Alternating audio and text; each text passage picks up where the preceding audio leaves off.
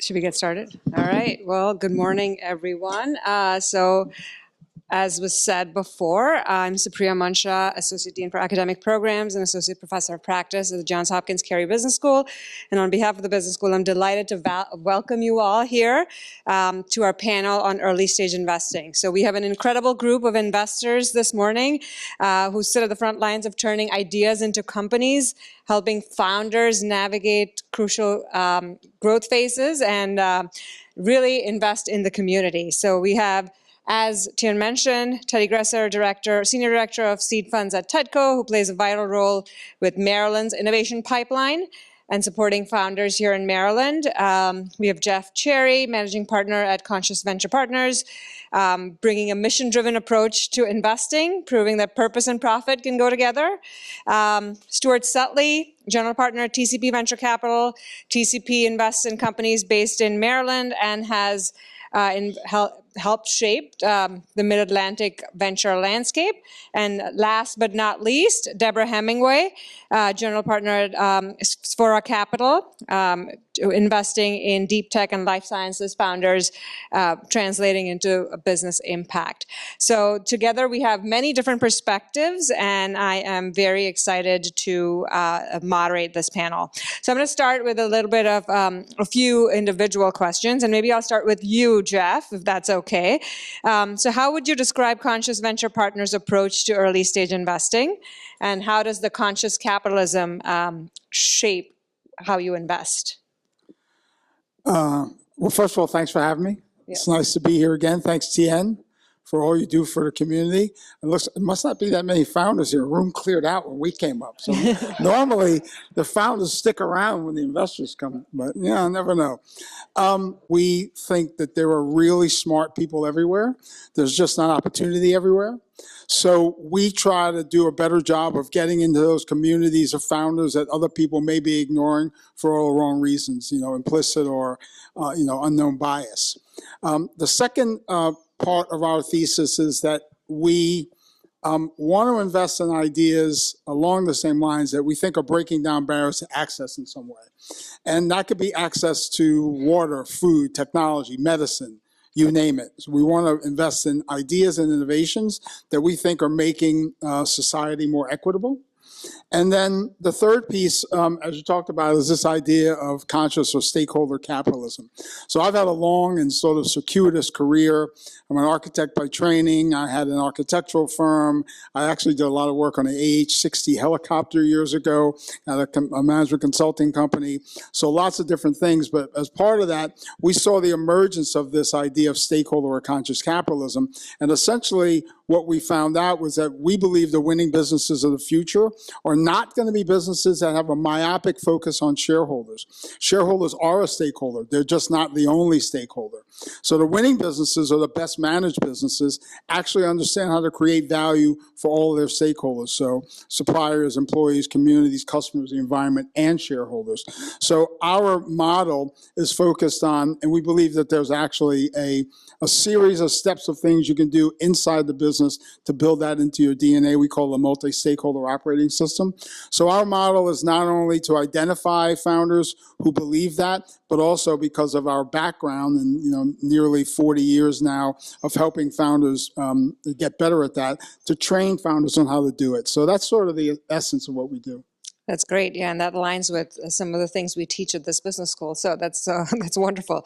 So Stuart, I'll move on to you. TCP obviously has been a long-time investor in Baltimore-based companies, and Baltimore has seen some real momentum in the past few years, but still in a growing ecosystem, right? So what are you seeing in terms of quality and quantity of tech startups in this region, and how has the local investment landscape evolved? Thanks, Supriya. I think the key thing we've seen over the last 4 or 5 years has really been the companies that were not exposed to the kind of greater Baltimore area and didn't know how much talent there was to attract for startup companies. So when you look at the universities we have here, you look at a lot of the fact that we're located close to DC with a lot of defense contracting, cybersecurity. as TCP has had companies move to the Baltimore area for our funding, they become really pleasantly surprised at the pipeline of talent for filling jobs within those companies. That's been, I think, a really, excuse me, significant opportunity. What has started to develop in a good way, and I think we lost a little momentum during the pandemic, but it's coming back, is more access to different capital opportunities, or more funds, or more angels, or more networks in the area. And that's starting to come back. So we are seeing more opportunities to go out. When TCP came into the market with the Propel Baltimore Fund, geez, almost 12 years ago, we really started because there wasn't really anything after the Angels and Tedco until you got further down. There's a void, a missing point here. So we went very early with companies. A lot of times prior to having any revenue, maybe it was off a business plan, a great team. We have seen more capital now in this area, which is great. So it's opening up more opportunities. It's making it more competitive. And I think that there's a bright opportunity here as long as the region continues to embrace startup and we continue to attract more companies to this area. Yeah, that's wonderful. And you mentioned the academic institutions that are major employers in this area and all the talent that comes out of there too. Deborah, moving on to you, you invest in some of the scientific and technical founders, some of them who come out of these university labs, right? So what trends are you seeing in technology commercialization from academia or research settings? Yeah, thank you so much. And it's great to be here. And I was delighted when Tien invited me to participate in this panel. And I was also glad that he gave me a couple months' notice, because 2 weeks ago, I was at the Wharton Summit with Tien, and Tien surprised me by placing me on a panel immediately. So thank you, Tien, for the invitation to be here. It's wonderful being here. In terms of what we're investing in and what we're seeing, we notice, well, we meaning me, I'm the founder and managing partner of CXOs Capital. I noticed that in this area, there's so much medical innovation. I mean, we've seen it here today. It's coming out of our major institutions, and this whole region is just ripe in terms of innovation.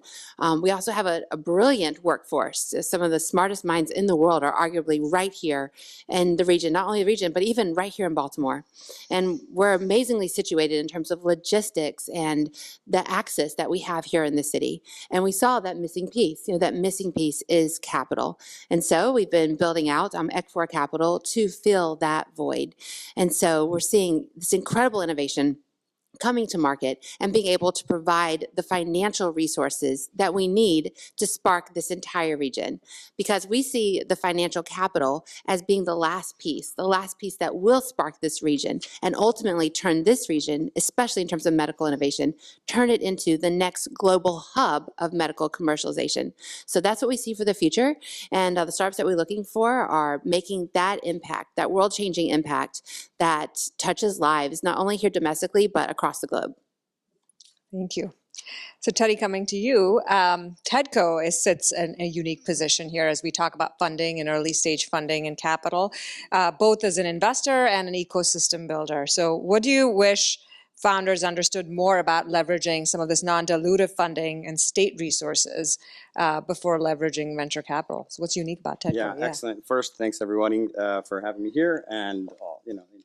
But so, it's a good question. And I think initially, first two, I'd point out that I don't think they're mutually exclusive. I think investors are a key piece of ecosystem builders, a really important part of that process. So, what do I wish that founders knew, though, about the state resources is, number one, what's available and how to engage. And first, just, engage with us early. And not just Tedco, all of the other resources that, some of my other panelists here have mentioned others, but Maryland has a ton to help founders to extend runway, reduce dilution before you even start to raise venture capital. And you take advantage of these things. If you can come up with a great strategy, a great plan, and then execute it with the timing correctly, you can walk into your first conversations with VCs with actual data, with some traction, with interesting pilots or partnerships or just, something that is will lead to a very different conversation.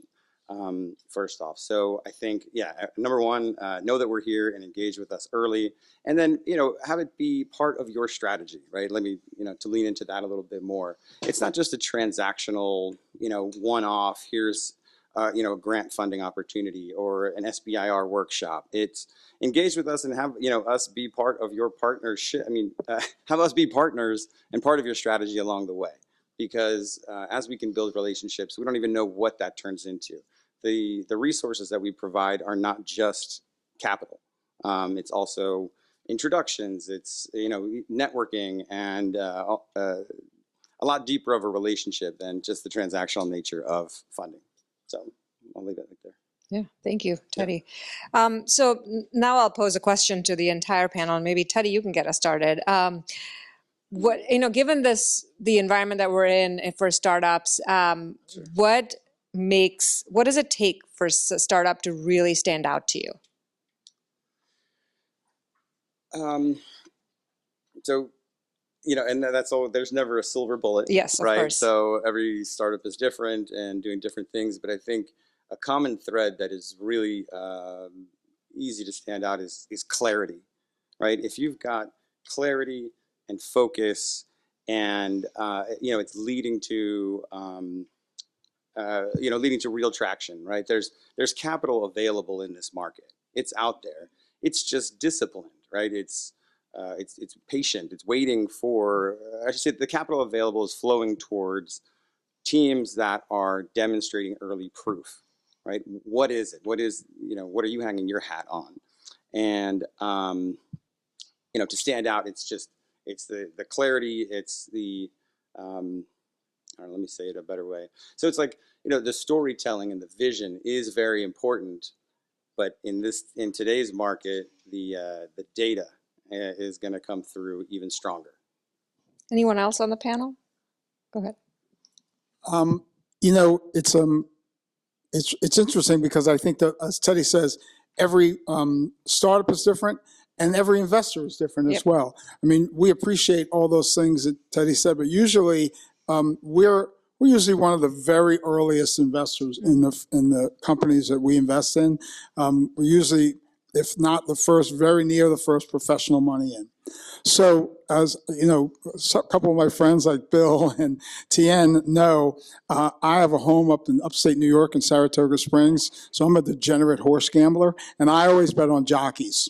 So we're betting a lot on the founders. What type of people are they? Can they execute? Because normally when we invest, we expect there's probably going to be a pivot or two before they get to product market fit, before they start to be able to gather all the data. We're trying to play, a little bit of that role in the ecosystem. So we're really focused on clarity of the idea, being able to tell the story. But we're looking for people, I've been doing this a long time. So we're looking for people that we believe can execute. Mm-hmm. And we believe that we want to be in business with for a long time. So I think that's sort of what, our perspective. We take all that other stuff into account as well, the data, and if the idea makes any sense, right? But having, one of the things in the conscious capitalism world, one of our friends is Danny Meyer, who's a restaurateur in New York. And Danny talks about this idea of 51 percenters versus 49 percenters. And he says, if you're in a restaurant business in New York City, 49% of being good in that business is getting the right food to the right person, the right table, the right temperature, with the right drink at the right time. But if you're any good in that business, everyone can do that. 51% is how do they make you feel. So the ticket to the dance is a 49% for us. If you have an idea that we think is not going to work, then the discussion's over. But lots of people have great ideas. And then we're looking for what type of person are you? Can you execute? And are you someone we want to be in business with for the next 10, 12 years? Thank you. Stuart? Yeah, I think a little bit of both.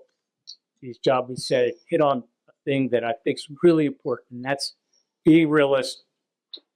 I can't tell you how many plans I've seen over the year where, we get a plan and it says, we're going to do $15 million worth of business next year with Johns Hopkins.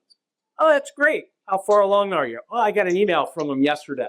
Make it happen. So So many of these plans come with really lofty expectations. Of course, we want to see, excitement, passion, but be realistic with the numbers. When you see numbers that just aren't going to materialize, it's really kind of a first sign that they really haven't thought through the opportunity in the market. And the second area where you see a lot of this, it's wonderful, wonderful, smart people, good leaders. They don't know the competitive landscape. So many times we start digging into the competition, and you can tell that it's just kind of a light understanding of truly the competitors. Well, we're better. We have better customer service. Who cares? You got to be able to prove it. So I would say, again, being realistic with your numbers. Much easier to work with a group that's realistic and knows this is going to take a while than overblowing the expectations and, again, know the competition. All right, and we are looking for spectacular. That's what we're looking for. We're looking for the absolute best standout CEOs that we can find. We're looking for CEOs who we wholeheartedly believe in and want to get behind and are excited to get behind. We're looking for founders who have the grit and tenacity and we are looking for spectacular. That's what we're looking for. We're looking for the absolute best standout CEOs that we can find. We're looking for CEOs who we wholeheartedly believe in and want to get behind and are excited to get behind. We're looking for founders who have the grit and tenacity and who we know will stay with this when it gets hard, because every CEO in this room knows about the dark times. We know about the hard times and about how down you can be. And so will this person, one, do they have the drive and the foundation to lead? Then will they stick through it through the hard times? And then also, will they be able to rally and build a phenomenal world-class team around them? And will they maintain a company culture that is robust, that is kind, that is a very strong company and healthy company culture? And then when you have that leader, and you have that leader who's leading a company with a strong foundation, that's a winning success. And whenever we're looking at the foundation for the companies, we're looking at, first and foremost, what is that product market fit? What is the change they're making in the world? How badly do people want it? Once you've identified that, do you have the technical means to be able to solve that problem? Do you have protection around yourself? And then finally, are we aligned on what the exit strategy is? Because if us as a VC firm, if we're pushing our founders to exit in 3 to 5 years, but they're on a 10-year timeline, there's going to be conflict there. So are we aligned in what the expectations are in terms of exit and in terms of return? So those are the first things that we look at. And we also, whenever we get a deck from founders, it's not a secret as to what the foundation is to make a strong company. And so the very first thing we do is we run it through our favorite AI agent, and we ask it, hey, is this company any good? And that's our first pass.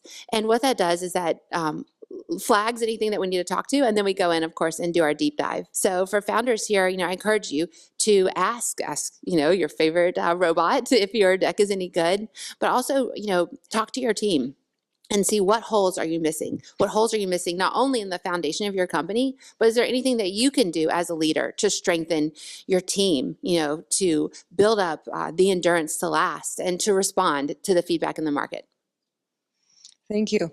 So at least 2 out of the 4 of you mentioned how important it is to have a strong founder and a strong team, or a founder who can recruit a strong team, right?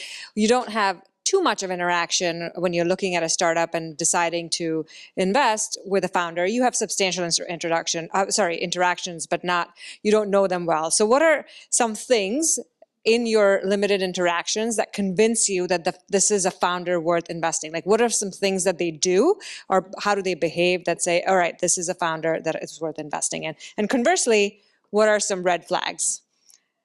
Yeah, so first and foremost, what's important for us is that they're very kind. And that's my firm's culture, and that's the that's the founders that we want to invest in, and that's the investors we like to bring on board as well. Not all VCs strive to have a kind vibe, but that's what we strive to have at my firm. And so, it's finding the right fit. All of my founders, you guys are seeking to find that right product market fit, and you also need to be seeking to find the right investors to come on your team as well, and even whether to bring on investment, because investment dollars are not suitable for all companies. So the first thing that we're looking for is that kind and that good cultural fit within my firm. Go ahead, Jeff. You could probably tell from what we've all said some of the answer to this, right? Yeah. I mean, we're very similar, right? We're looking for how the founders interact with each other and how they interact with us. So do we believe they're going to be coachable? If we have two founders and they're talking over each other, that's one thing that will get me to hang up the phone really quickly, because it drives me absolutely crazy. So how are they treating each other? Because that shows me how they are going to treat their team. So it's really important. I always tell people, this idea of being realistic is so, so important. When we see founders and they give us projections, I always tell them, there's one thing I know 100% absolutely for sure about your projections. They're wrong. I know that for certain because they're projections. So what I'm looking for more is, how do you think? Right? How did you come up with those projections? What are the assumptions that you're making? And do those things make sense? I already know they're wrong. I just want to know how you think. So this idea of being realistic, being kind, being the type of person people we want to be in business with, that's sort of really high on our list. Yeah. Stuart, do you have any? Yeah, I think since you asked about red flags, I mean, the two that come to mind is, one, don't like to take advice. Yes. So they've kind of got it all figured out already. And, a lot of us here, I've started 2 companies myself. I've slept Multiple nights thinking about payroll, and when you try to have those conversations and they just kind of glass over or look at you like, you don't really understand where I'm coming from, that's one red flag. The other is, what do they have baked in for their salaries and, those on their team? I mean, everybody, I realize, has got to pay the bills. But we see some that come in with very high initial salaries, and that shows that this is like a lifestyle company. Are you really, pressing yourself? Are you really going to have that desire to wake up, every single morning and make this thing come true without a little pain? So those are 2 red flags that we see often in these different presentations. Mm-hmm.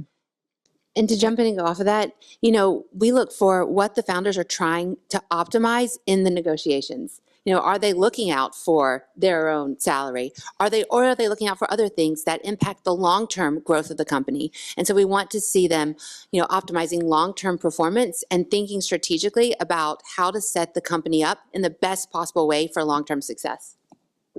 Teddy, you have anything to add to that? Absolutely. It's like yes, and yes, agree. But to try to add something new to the conversation also, I would say it really stands out when founders, like, if you know your customer better than everybody else in the room, than anybody in any conversation, your customer, your market in and out. Like, that's maybe table stakes, but it stands out, right? Because it's really one of the most important things. And I think, stemming from that, it's, demonstrating some ability to execute and do it quickly. What can you show? What can you demonstrate that proves that you can get things done quickly with limited resources early on and get to the next step, the next level? And then from a red flag standpoint, I guess it would really just be the opposite, right? It's some of these overconfidence and a lot of other things that folks have pointed out. Yeah. Go ahead. Spirit, I just want to say something for the founders in the room, particularly about the salary issue. I agree with those. If someone comes in and says, we're raising our first round, I'm going to pay myself $400,000. That's obviously a red flag. But I also, for what we do, particularly when we're working with underrepresented founders, we also understand that you do have to pay the bills. And we want to look out for those founders and make sure that, hey, are you going to have enough money, enough capital, the wherewithal to really get this thing off the ground? It doesn't, you can't, it can't be absorbent, but you also have to pay yourself, right? So I think it's a really important balance that we always have to, all of us are always dealing with, that difference between how much is too much and how much is enough. So we think about that a lot. Yeah, it's you don't want to pay yourself too little that you're going to lose interest in the company, but not too much that's where all the money is going. So, and I guess the one other thing I would add is just responsiveness of the founder in general, and again, openness to feedback. Right. This is great. Thank you. I will open it up to questions in the audience because we're already running late. So, anybody have questions?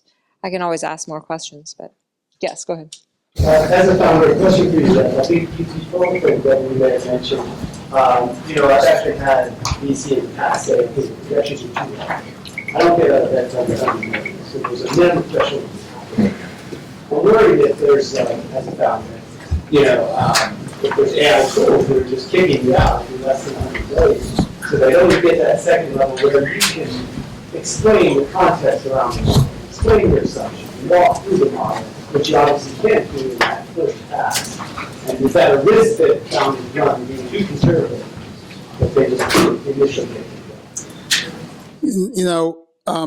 Thanks for the question. I think that one of the things that we haven't said, I think we've said implied, but it's really important. If someone says that to you, they're probably not the right investor for you. It's okay, right? I shared a deck from one of our companies, our portfolio companies, with another investor I really, really appreciate, I really trust, and he said, it's too expensive for us. We're seed deals, 22 million pre-money or low, so we can get the ownership we want. So I told the founder, he said, we're not too expensive. I'm like, you are too expensive for him. It just means he's not the right investor for you, right? So everyone's not going to say yes. In fact, a lot of you guys, I use this because I know the number. We have a friend who's here in Baltimore who has a venture fund, and he raised his last fund, and it was $10 million. He had 900 meetings. You're going to get more no's than you get yeses. So that's too low conservative for me? Thanks. Fast no's are fantastic, right? Give me a fast no, give me a fast yes. Don't give me a long maybe. So too rich, too conservative? Thanks a lot. On to the next thing, my opinion. Yeah, I think one other thing to add to that is just because it's under the banner of BC doesn't mean we all have the same parameters. I think that's what Jeff, what you're saying. For Propel Baltimore, because we've got a mission too of having companies headquartered in this region, we'll go a little lower to try to get good companies here, but their roots in the Baltimore City, for example. Where again, another BC firm, we all might be BC, but they're further upstream. The other thing to do is, if you're looking at some of these BCs, is call a couple of the companies they've already invested in. Ask those CEOs or founders, their experience. I don't see enough of that. We recommend that all the time. Call our founders, ask them the questions that you want to really learn kind of off the record. Where is that sweet spot? And that might help you realize whether or not it's going to be a fast yes or no. Because we do it, right? I've talked to, today, last week, Right. I talked to Chris. We do it all the time. Hey, you're thinking about, what do you know about so-and-so? So you should be doing the same thing. Yeah, and we built out something we call a MedTech map. It's medtechmap.com, and we put our co-investors on the map so that we can direct founders to earlier companies, to earlier investors who are investing in that stage of company, or if they're beyond what we could do, we send them later streams. So it's finding where you are at any particular given time, and then who's the best fit for you at that time. Yeah, I think too, just add one other thing, because there's another little thread in that question about, the fear of getting screened out by AI tools. Right? So to talk on that one a little bit, what I think Deborah also provided maybe an answer for that one too, is that you should use the tools, right? If, there's a risk of, as we go through and use tools again and again, things start to sound alike. But, in terms of helping you to research to find which investors are investing in your space at your company stage of development, things like that, it can be really helpful. Okay. Hi, my name is Juan Fernandez. I'm the founder of a startup company called Smartiva. It's a medical device company.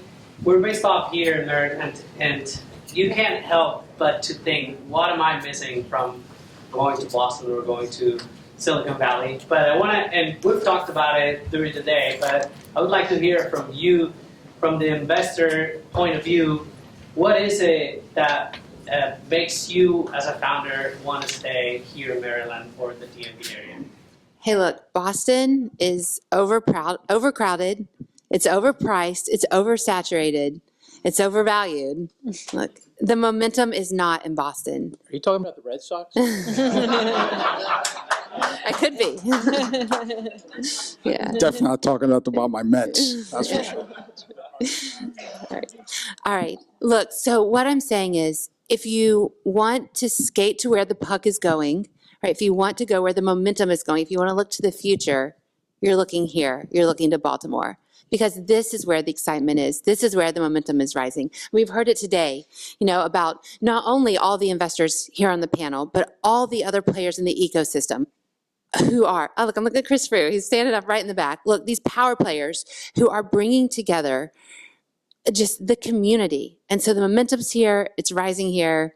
So I say, specifically Baltimore is the right place to be, especially in terms of med tech.